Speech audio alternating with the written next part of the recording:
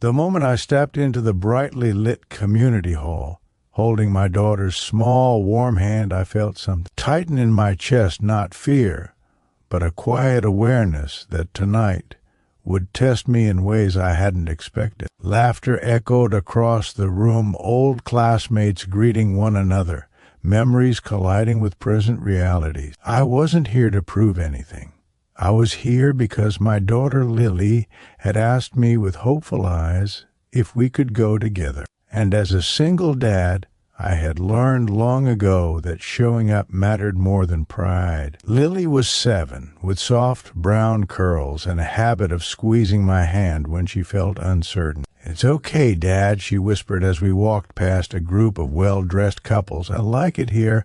Her trust steadied me. I adjusted my simple jacket, reminding myself that I'd come a long way from the men I used to be, lost, unsure, constantly apologizing for things that weren't entirely my fault. The reunion was for my old secondary school, a place where dreams once felt limitless. Back then, I'd imagined a different future, one that included a happy marriage and stability. Life, however, had taken another path. My ex-wife, Charlotte, and I had parted years ago, not with anger, but with disappointment that hardened into distance. Since then, I'd raised Lily on my own, juggling work, school runs, and late nights of quiet worry. I spotted Charlotte almost immediately. She stood near the center of the room, elegant and confident, laughing beside her new partner.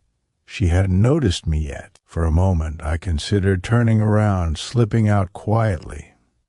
But Lily tugged my hand again, smiling at a table of cupcakes. "Can we get one?" she asked. I nodded, grateful for the simple distraction. We were halfway to the table when Charlotte saw us. Her smile faltered, then reformed into something sharper. She walked over, eyes flicking from my worn shoes to Lily's dress. "Well," she said lightly, "I didn't expect to see you here, Oliver." Her tone carried the weight of old judgments. "Hello, Charlotte," I replied calmly. "This is Lily's first reunion."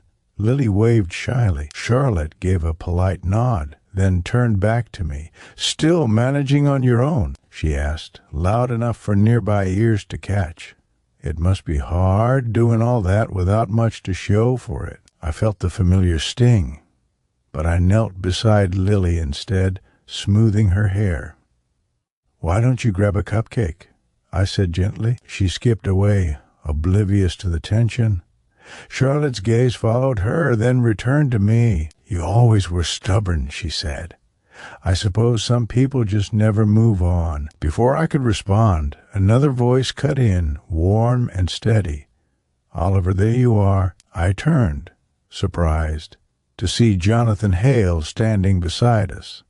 He was tall, gray-haired, and dressed simply despite his status. Jonathan was my employer, the founder of the company where I worked as a logistics coordinator. To most people, he was a billionaire. To me, he was the man who'd once sat with me in a hospital corridor when Lily had the flu, offering quiet reassurance. "Jonathan," I said, startled, "I didn't know you'd be here." He smiled. "My niece went to this school. When she heard I was in town, she insisted." He glanced at Charlotte politely. "And you are?" Charlotte straightened. "Charlotte, Oliver and I, we were married." She paused, then added, "A long time ago." Jonathan nodded, then looked back at me. "Oliver's been telling me about Lily," he said kindly. "He's an exceptional father." His words landed softly but firmly. Charlotte blinked, clearly taken aback.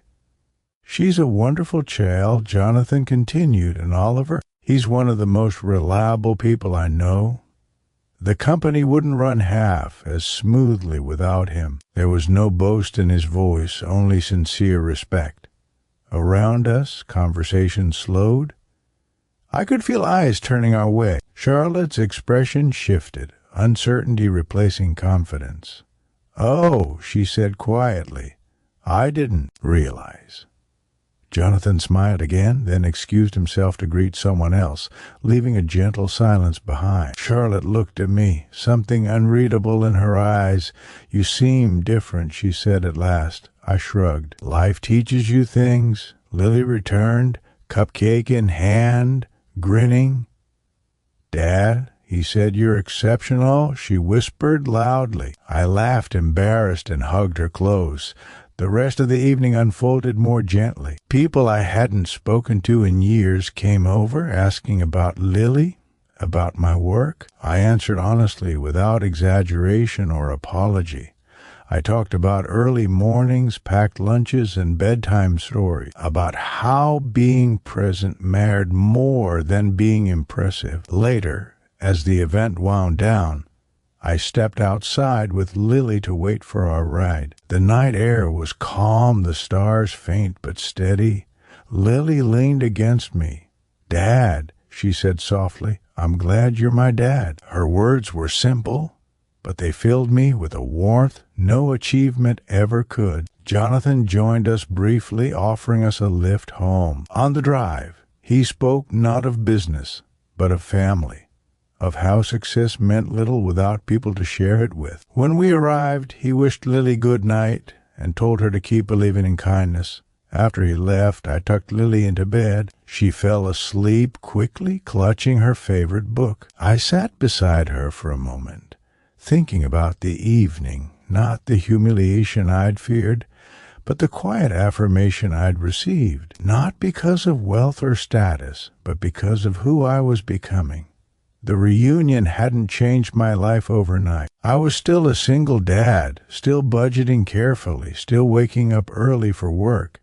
But something inside me had shifted. I no longer carried the weight of someone else's expectation. I carried my daughter's trust, my own integrity, and the knowledge that dignity isn't granted by others, it's lived, day by day. As I turned off the light, I realized that sometimes the greatest moments of redemption don't come with applause or grand gestures.